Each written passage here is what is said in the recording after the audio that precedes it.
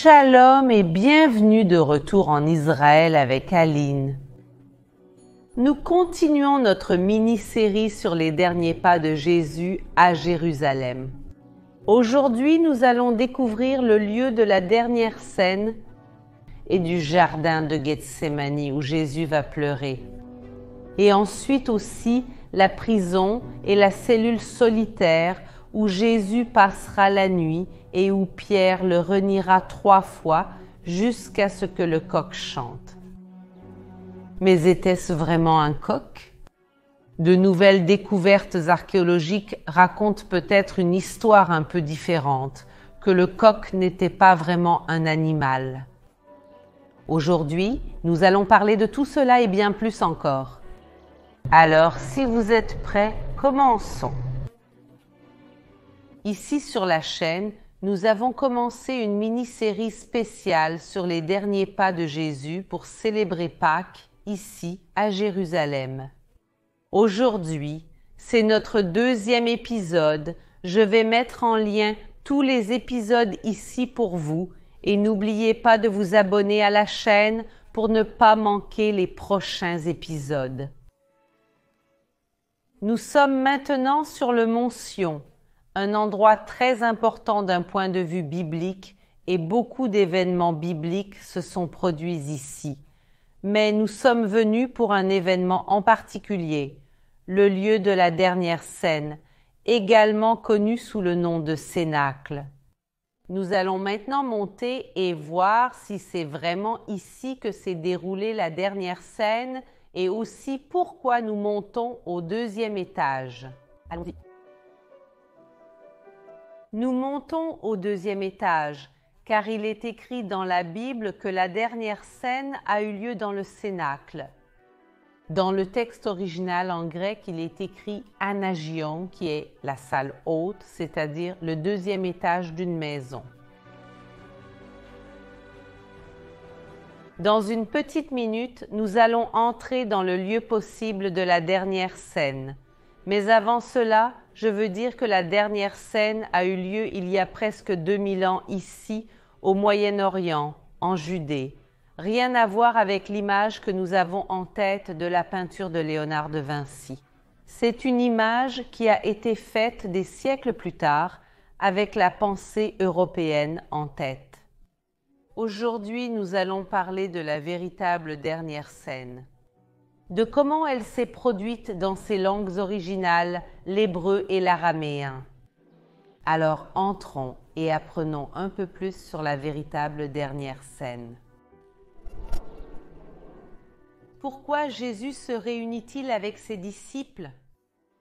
Ils viennent ici pour manger et célébrer la Pâque juive, une tradition qui existe jusqu'à nos jours, où les familles et les amis les plus proches se réunissent pour un grand dîner où l'on se souvient de la sortie des Juifs d'Égypte. On boit 4 verres de vin ou de jus de raisin et on mange le pain azim, qui est un pain sans levure. Mais Jésus savait que ce n'était plus un dîner de Pâques, mais que c'était le dernier dîner. Et c'est écrit dans Luc 22,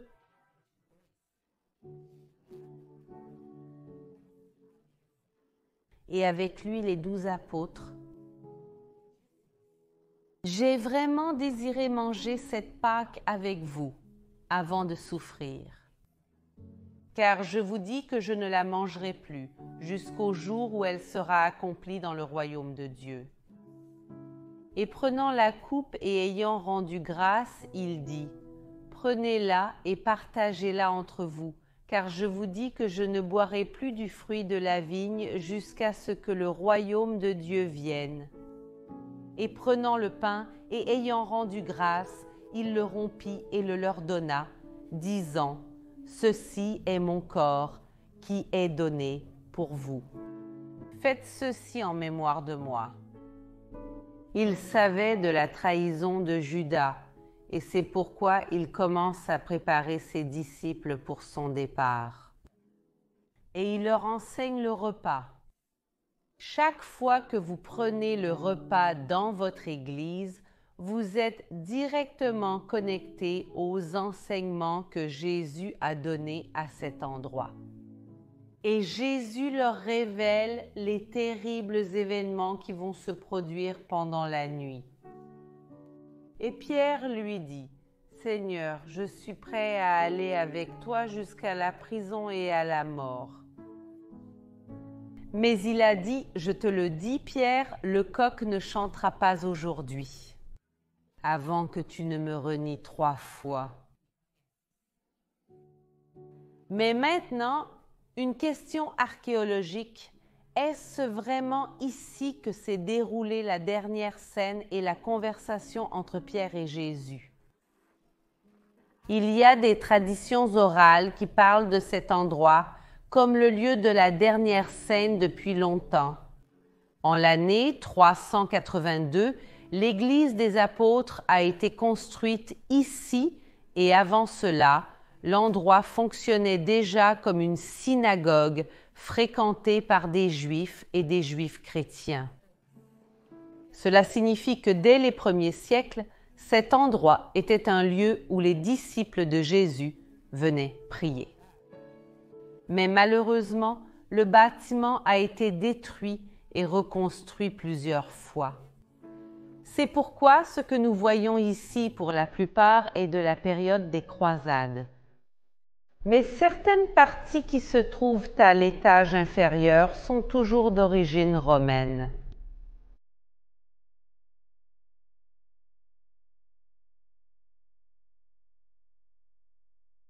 Après avoir terminé la dernière scène, Jésus prend 3 de ses apôtres et descend dans la vallée du Cédron à un endroit appelé le jardin de Gethsémani.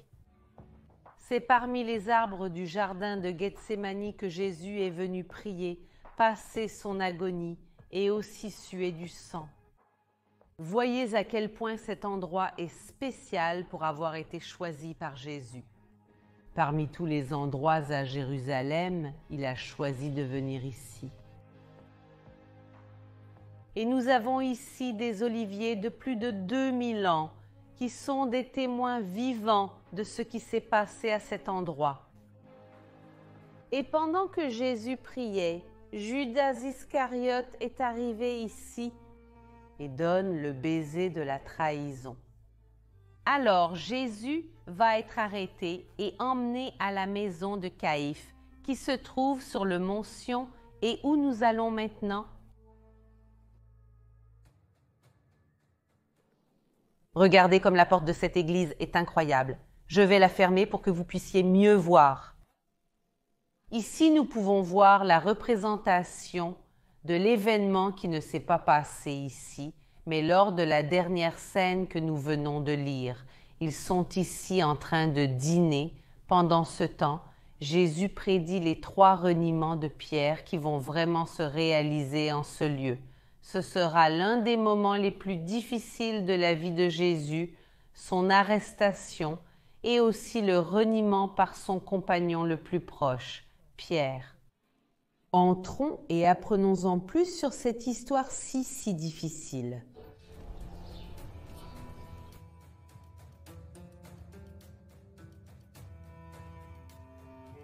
Nous entrons dans un endroit très différent, comme vous pouvez le voir. C'était une prison à l'époque de Jésus.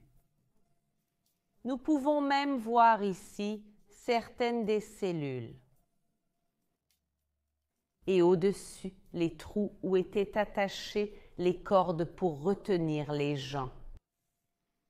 Il y a quelque chose qui n'a pas beaucoup de sens. Pourquoi le grand prêtre, qui est un leader religieux, a-t-il une prison à côté de sa maison? Pourquoi a-t-il des soldats à sa disposition? C'est un peu étrange, mais il faut se rappeler qu'à cette époque du temps de Jésus, le temple avait été corrompu. Par qui? Par les Romains eux-mêmes. Les Romains savaient que pour contrôler Israël, ils devaient contrôler ce qui était le plus important pour le peuple d'Israël, c'est-à-dire son temple. Alors les Romains tuent le grand prêtre d'Israël et commencent à remplacer le grand prêtre par des prêtres qui sont amis de la cause de Rome, on peut dire. Ils mettent en place des prêtres qui sont plus préoccupés par les Romains et leur argent que par ce qui est juste aux yeux du peuple d'Israël et aux yeux de Dieu. Et Caïphe était précisément un grand prêtre qui avait été choisi par les Romains. C'est pourquoi il a ici une prison dans sa maison. Mais il ne met pas Jésus dans une cellule comme celle que nous venons de voir. Non, Jésus avait besoin d'une prison séparée des autres. Il met Jésus dans une sorte de cellule d'isolement que nous pouvons voir ici en bas.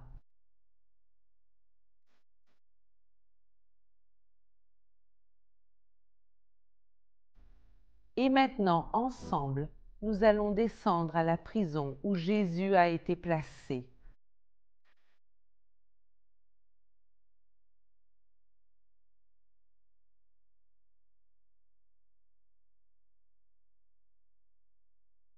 Les gens, cet endroit a vraiment une sensation si sombre, si étrange. Je veux vous expliquer que cet escalier que je descends, il n'existait pas à l'époque de Jésus. C'était vraiment un trou d'où on ne pouvait pas s'échapper, on ne pouvait pas sortir à moins que quelqu'un ne jette une corde ou descende un escalier jusqu'à cet endroit. Et peut-on comprendre un peu de la souffrance de Jésus en cet endroit? D'abord, il a été trahi par Judas, l'un des 12 apôtres. Cette personne qui était si proche de lui, qui l'a accompagné pendant presque 3 ans, il va et le trahit pour 30 pièces d'argent. Et Pierre, qui était vraiment son ami le plus proche, ne va pas le trahir, mais va le renier. Et Jésus, étant ici à l'intérieur, il savait ce qui se passait à l'extérieur. Rappelez-vous qu'il avait déjà prévu le déni et la trahison lors du dernier souper. Alors, pendant qu'il était dans cet endroit, entre ces murs froids, dans un lieu si isolé, il savait qu'à l'extérieur, Pierre le reniait 3 fois.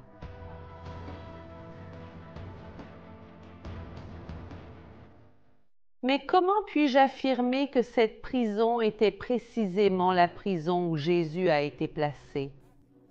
Comment sais-je que c'était la prison? À cause de ces vestiges archéologiques, les vestiges archéologiques de la maison de Caïphe. Regardons-les de plus près.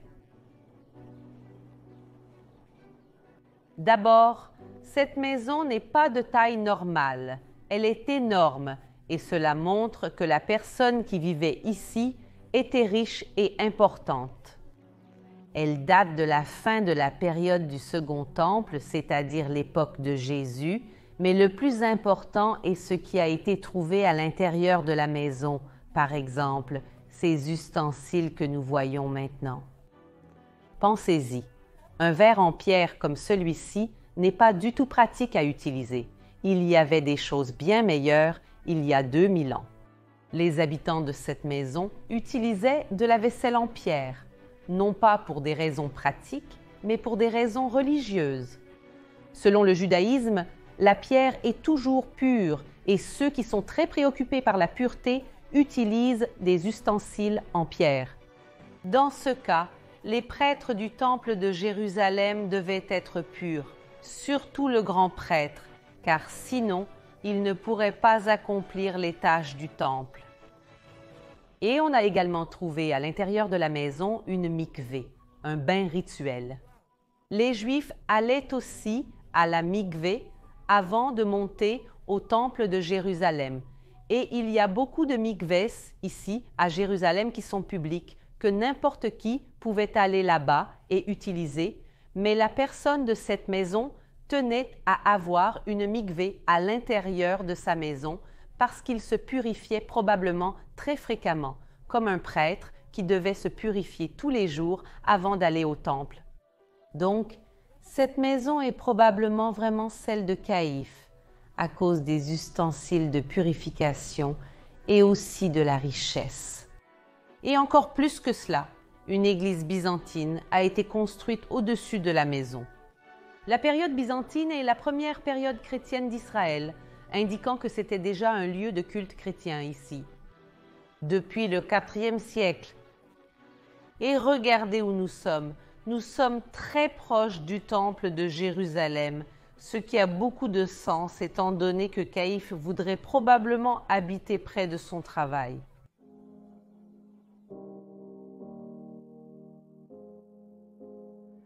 Les gens, je viens d'entendre un coq chanter ici et je vais profiter de ce moment pour vous parler de la question du coq.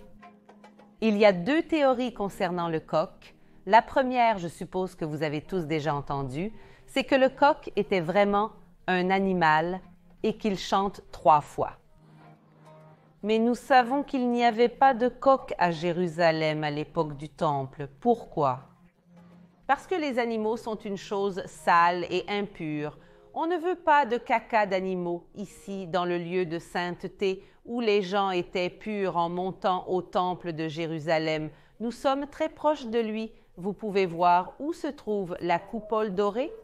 C'est l'endroit où se trouvait le temple de Jérusalem. Donc, à l'intérieur des murs, il était interdit d'élever des animaux. Comme nous ne sommes pas très loin de l'endroit où se trouvaient les murs, il se peut que Pierre ait vraiment entendu un coq chanter à l'extérieur des murs, comme je viens aussi d'entendre. La deuxième théorie dit que le coq n'était pas un animal, mais plutôt un homme, une personne. Et nous allons découvrir un peu de cette théorie maintenant. Il y a 2000 ans, dans le temple de Jérusalem, il y avait un lévite qui était chargé de réveiller les prêtres et d'annoncer le début des services dans le temple. Comment faisait-il cela? Il le faisait en jouant de la trompette et il était surnommé le coq. Nous le savons aussi grâce à la tradition orale juive appelée la Mishnah. Dans les fouilles archéologiques, à côté du temple de Jérusalem, on a trouvé cette pierre qui était le sommet du temple, qui avec le temps est tombée et sur laquelle est écrit en hébreu le Beit Atkiya, l'endroit du son de la trompette. Cela signifie exactement ici où ce lévite jouait de la trompette. Et maintenant, nous allons relire le verset de Luc 22. Mais il a dit, « Je te le dis, Pierre, le coq ne chantera pas aujourd'hui avant que tu ne m'aies renié 3 fois que tu me connais. » Notez que Jésus ne dit pas « quand un coq chantera », mais il parle du chant du coq. C'est-à-dire, il fait probablement référence à un coq spécifique. Mais maintenant, je vous pose la question. Pensez-vous que le coq qui a chanté était vraiment un animal? Ou est-ce que ce passage parle du lévite qui jouait de la trompette et qui était surnommé coq? Vraiment, tout ce qui arrive à Jésus ici est très fort. Ce sont des moments très durs et après avoir passé toute la nuit dans cette prison, Jésus le matin va être attaché et emmené par les soldats dans cette rue vers le centre de la vieille ville de Jérusalem, où il sera plus tard jugé par Ponce Pilate. Mais cela fait déjà partie de notre prochain chapitre, ici, dans notre mini-série « Suivant les pas de Jésus ». Alors n'oubliez pas de vous inscrire ici sur la chaîne pour suivre les pas de Jésus. Je souhaite à tous une joyeuse et bénie Pâques et on se voit ici la prochaine fois.